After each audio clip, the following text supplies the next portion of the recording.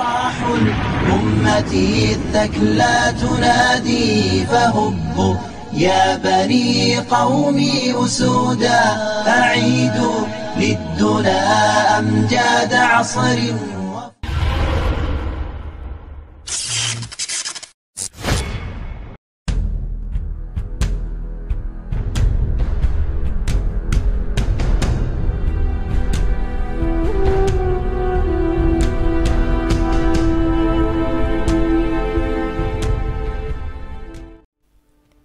Assalamualaikum warahmatullahi wabarakatuh. Apa kabar sahabat Amirul Mukminin? Semoga semua dalam lindungan Allah Subhanahu wa Ta'ala. Siapa yang penasaran seperti apa wajah dari para nabi? Jika ditanya begitu, nyaris seluruh isi bumi akan berkata iya. Terutama wajah dari Rasulullah SAW yang haram untuk digambarkan. Tetapi, ternyata ada orang yang beruntung yang telah menyimpan lukisan asli dari para nabi yang berumur ribuan tahun. Bukan hanya Nabi Muhammad SAW saja. Ada 14 lukisan dari 25 orang nabi dan rasul yang wajib diketahui. Pria itu menyimpannya di tempat paling rahasia.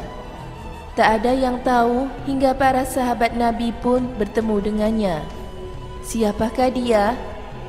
Peristiwa itu terjadi di masa pemerintahan Hercules atau Heralius yang saat itu memimpin kerajaan Romawi. Seperti yang diceritakan oleh Al-Hafidh Iman Al-Baihaqi dalam kitabnya Dalailun Nubuwah. Nabi Muhammad SAW biasa mengutus beberapa orang sahabatnya untuk berdakwah dan menyampaikan surat beliau kepada para penguasa. Saat itu, ada sekelompok sahabat yang ditugaskan mendatangi Raja Heraklius Konstantinus atau yang biasa dipanggil Hercules di kerajaan Bizantium yang menguasai Konstantinopel atau sekarang Istanbul, Turki, untuk mengajaknya kepada Islam. Raja Hercules merasa tertarik dengan ajakan sahabat Nabi SAW tersebut karena sejatinya ia sudah mengetahui kedatangan Nabi akhir zaman dari kitab Injil yang dia pelajari. Bahkan dalam sebuah riwayat, Hercules mengundang Abu Sofyan, paman dari Rasulullah SAW, untuk menyelidiki secara langsung tanda-tanda kenabian pada diri Rasulullah. Di pertemuan itu, Hercules meyakini jika Nabi Muhammad SAW memang utusan Allah yang diceritakan dalam Alkitab. Ia berkata kepada Abu Sofyan bahwa Muhammad dan pengikutnya akan menguasai dunia. Raja pun meminta para utusan Nabi untuk menginap di istana. Di malam harinya, Hercules membawa mereka ke tempat rahasia. Sebuah kamar terbuat dari emas yang di dalamnya terdapat pintu-pintu kecil. Setiap pintu kecil itu dibuka, dipampangkan sebuah lukisan yang memamerkan wajah dari para nabi. Para sahabat Nabi pun terkejut. Pintu pertama menunjukkan wajah Nabi Adam alaihissalam. Saat pintu pertama dibuka, terbentanglah selembar kain sutra berwarna hitam dengan gambar yang dibentuk dengan warna merah. Gambar pria itu, matanya besar, punggungnya lebar, dan lehernya tinggi. Ia tidak berjanggut dan terlihat tampan. Inilah tampak rupa dari wajah Nabi Adam alaihissalam. 2. Pintu kedua adalah Nabi Nuh alaihissalam. Di pintu kedua, sutra hitam itu menunjukkan seorang pria berambut ikal, matanya sedikit kemerahan, dan tampak gagah dengan janggut yang rapi. Inilah gambar Nabi Nuh alaihissalam. 3. Rupa Nabi Ibrahim alaihissalam. Pintu ketiga dibuka.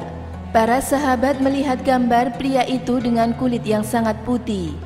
Matanya indah, dahinya licin, pipinya tirus dengan janggut putih. Lukisan itu menunjukkan Nabi Ibrahim alaihissalam yang sedang tersenyum. 4. Nabi Muhammad SAW. Para sahabat terkejut ketika pintu keempat dibuka. Sebuah sutra putih dibentangkan. Wajah yang tertera di lukisan itu sangat mereka kenali hingga mereka menangis. Hercules tak menyangka jika lukisan itu adalah wajah Nabi Muhammad SAW. Namun Imam Baihaqi tidak meriwayatkan bagaimana rupa dari Nabi Muhammad SAW. Mungkin karena beliau berhati-hati jika suatu hari nanti ada yang membaca kitabnya. Ada orang yang mulai melukiskan wajah Rasulullah SAW, padahal itu jelas dilarang. Setelah Nabi terakhir diutus, dikhawatirkan sebagian orang akan menyembah Nabi Muhammad tanpa ada yang bisa meluruskan mereka jika wajah Nabi Muhammad SAW dalam sebuah gambar. 5. Nabi Musa alaihissalam. Dikeluarkan sutra hitam dari pintu kelima. Tampak gambar seorang pria yang kulitnya agak kehitaman, rambutnya ikal, matanya agak cenderung ke dalam, pandangannya manik tajam dengan raut wajah yang serius dan sedikit galak. Susunan giginya terlihat rapi. Itulah Nabi Musa alaihissalam. 6. Nabi Harun alaihissalam. Di samping dari Nabi Musa alaihissalam, terdapat lukisan wajah seorang pria yang mirip dengannya. Namun wajah beliau tampak lebih ramah dari Nabi Musa alaihissalam. Dialah kakak dari Nabi Musa, yaitu Nabi Harun alaihissalam. 7. Nabi Lut. Di pintu ketujuh tampak gambar seorang pria berkulit sawo matang, tidak terlalu tinggi dan ramah. Itu adalah gambaran dari wajah Nabi Lut alaihissalam. 8. Nabi Ishaq alaihissalam. Pintu seterusnya menunjukkan lukisan seorang laki-laki. Kulitnya putih kemerah-merahan, hidungnya mancung, janggutnya tipis, gagah dan tampan. Itulah Nabi Ishaq alaihissalam. 9. Nabi Yakub alaihissalam. Di pintu ke-9 tampak seorang pria mirip dengan Nabi Ishaq, tapi bibirnya agak sumbing, walau begitu tetap terlihat tampan. Beliau adalah Nabi Yakub alaihissalam. 10. Nabi Ismail alaihissalam. Di pintu yang ke-10, gambar seorang laki-laki putih kemerah-merahan terbentang. Hidungnya mancung, tinggi orangnya, mukanya bercahaya, gayanya tenang dan khusyuk. Inilah kakek moyang dari Rasulullah SAW. Dia adalah Nabi Ismail alaihissalam. 11. Nabi Yusuf alaihissalam. Saat pintu ke-11 dibuka, terlihat wajah seorang pria yang mirip dengan Nabi Adam alaihissalam. Wajahnya seperti cahaya matahari yang menyilaukan. Dialah Nabi paling tampan, Nabi Yusuf alaihissalam. 12. Nabi Dawud alaihissalam. Dari pintu ke-12 keluar satu gambar wajah seorang laki-laki dengan kulit putih kemerah-merahan.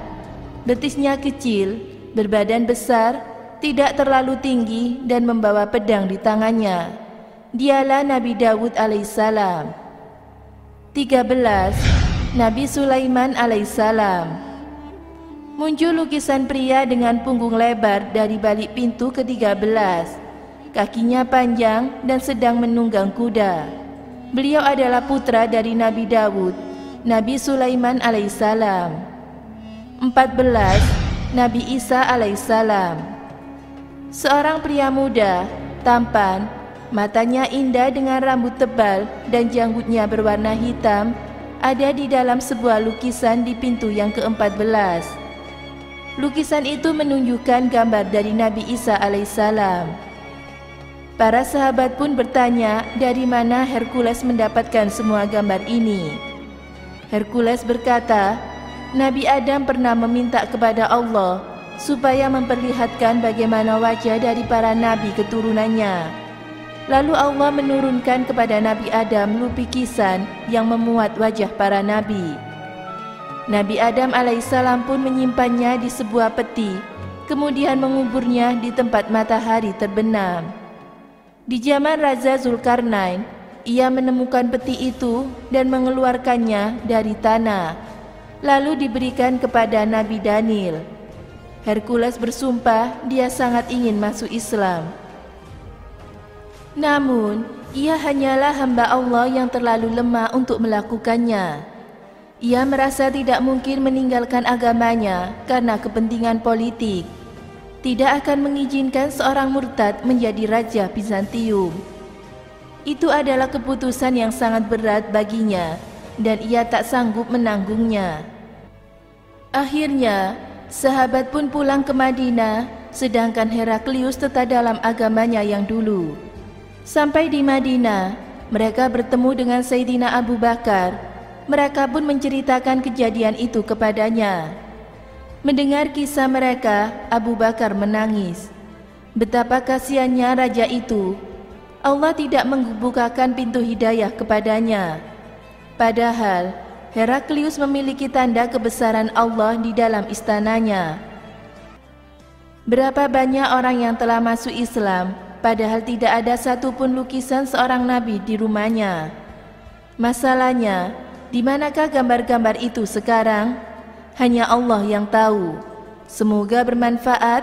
Wallahu a'lam bishawab.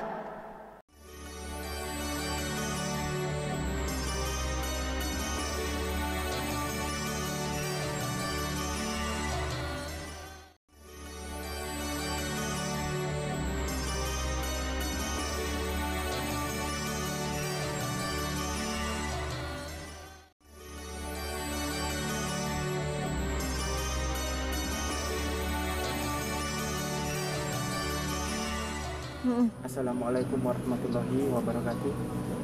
Pemirsa Amirul Mukminin yang dirahmati Allah, Rasulullah Muhammad SAW adalah manusia yang paling sempurna.